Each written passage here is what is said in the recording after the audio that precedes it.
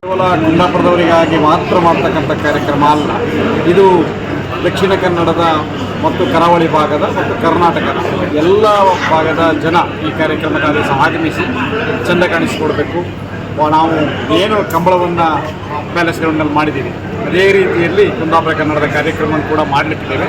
ಅದೇ ರೀತಿಯ ವಿವಿಧ ಬೇರೆ ಬೇರೆ ರೀತಿಯ ಸಾಂಸ್ಕೃತಿಕ ಕಾರ್ಯಕ್ರಮಗಳು, ಜೋಡಾಟಗಳು, ಬೇರೆ ಬೇರೆ ಕಾರ್ಯಕ್ರಮಗಳು ನಡೆಯುತ್ತೆ.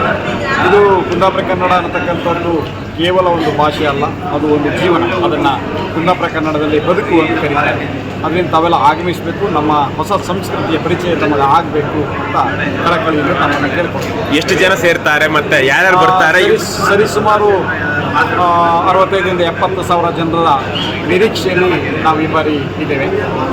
ನಮ್ಮ ಕುಂದಾಪುರದವರು ಮಾತ್ರ ಅಲ್ಲದೆ ಈ ಬಾರಿ ಕುಂದಾಪುರಕ್ಕೆ ಸಂಬಂಧಪಟ್ಟಿರ್ತಕ್ಕಂಥವರು, ಕರಾವಳಿ ಭಾಗ ಸಂಬಂಧಪಟ್ಟಿರ್ತಕ್ಕಂಥವರು, ರಾಹುಲ್ ಕ್ರಿಕೆಟ್ ತಂಡದವರು, ಅವರು ನಾಯಕರು ಏನಿದ್ರು ಅವರು ಬರಲಿಕ್ಕೆ ಬರ್ತಾ ಇದ್ದಾರೆ. ಅಷ್ಟೇ ಅಲ್ಲದೆ ನಮ್ಮ ರಿಷಬ್ ಶೆಟ್ಟಿಯವರು ಬರ್ತಾ ಇದ್ದಾರೆ.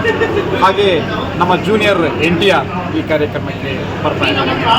ಅಲ್ಲದೆ ನಮ್ಮ ಕರಾವಳಿ ಭಾಗದ ಇಡೀ ಸಿನಿಮಾ ತಂಡದವರು, ರಾಜ್ಯದ ಸಿನಿಮಾ ತಂಡದವರು ಮತ್ತು ಕರಾವಳಿ ಭಾಗದ ಎಲ್ಲ ಪ್ರಮುಖ ಉದ್ಯಮಿ ವರ್ಗದವರು ಈ ಕಾರ್ಯಕ್ರಮಕ್ಕೆ ಆಗಮಿಸ್ತಾ ಇದ್ದಾರೆ. ಆದ್ದರಿಂದ ಈ ಕಾರ್ಯಕ್ರಮ ಭಾಳ ಅದ್ಧೂರಿಯಾಗಿ ನಡೆಯಲಿಕ್ಕಿದೆ. ನಾವೆಲ್ಲರೂ ಆಗಮಿಸಬೇಕು. ಆಗಸ್ಟ್ 17, 18 ನಮ್ಮೆಲ್ಲರ ನಿರೀಕ್ಷೆಯಲ್ಲಿ ನಾವು ಇದ್ದೇವೆ ಅಂತ ಹೇಳಲಿಕ್ಕೆ ಇವತ್ತು ಇಷ್ಟ.